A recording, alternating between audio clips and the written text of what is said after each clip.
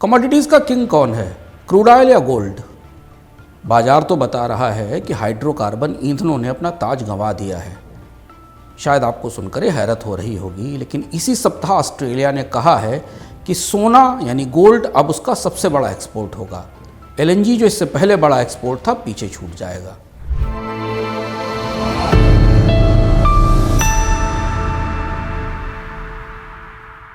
इतिहास में gold rush के किस्से आपने भी सुने होंगे, ये उन्हें याद करने का वक्त है। सोने की मांग और कीमतों के बारे में आपको जानकारी है, लेकिन आज हम आपको सोने के सप्लायरों की खबर देते हैं। ऑस्ट्रेलिया दुनिया का तीसरा सबसे बड़ा गोल्ड उत्पादक है। चीन और रूस पहले और दूसरे नंबर पर है। पिछले साल ऑस्ट्रेलिया ने करीब 284 टन यानी 1 करोड़ औंस से ज़्यादा सोना निकाला। बॉडिंगटन, कैडिया और कैलगुरली की खदानें ऑस्ट्रेलिया के गोल्ड एक्सपोर्ट की ताकत हैं। कुल निर्यात है करीब $7.9 बिलियन। सोना तप रहा है जबकि तेल और एलएनजी जैसे ईंधन मंदी में दुबके हैं। इस साल ऑस्ट्रेलिया का एलएनजी एक्सपोर्ट 25% तक गिर गया। सो ऑस्ट्रेलिया अब गोल्ड के एक्सपोर्ट पर ध्यान देगा, ईंधन पर नहीं। और हो भी क्यों ना, सेंट्रल बैंक से लेकर ईटीएफ तक सब ज़्यादा से ज़्यादा सोना खरीदना चाहते हैं। गोल्ड में 1970 के बाद सबसे बड़ी तेजी आई है।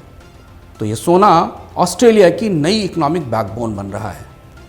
अगर आपको लगता है कि सोना अफ्रीका से आता है तो सुधार कर लीजिए, क्योंकि चीन दुनिया में गोल्ड का सबसे बड़ा उत्पादक है। सालाना करीब 370 टन सोना निकालता है। रूस 320 टन के साथ दूसरा सबसे बड़ा प्रोड्यूसर है और उसके बाद आता है ऑस्ट्रेलिया। हालांकि ये तथ्य दिलचस्प है कि अमेरिका की न्यूमॉन्ट कंपनी ऑस्ट्रेलिया में बॉडिंगटन माइन की मालिक है, जबकि कनाडा की बैरिक गोल्ड अफ्रीका और अमेरिका में गोल्ड माइन की सबसे बड़ी ऑपरेटर है। और तीसरी कंपनी जो साउथ अफ्रीका की एंग्लो गोल्ड अशांति है, वो अफ्रीका और ऑस्ट्रेलिया में गोल्ड निकालती है। तो अब खेल बदल चुका है।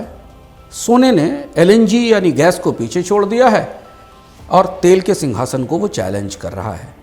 तेल गैस के बड़े उत्पादक अरब देश अब रूस का सोना संभाल रहे हैं। तो क्या वाकई दुनिया में नया गोल्ड स्टैंडर्ड लौट आया है?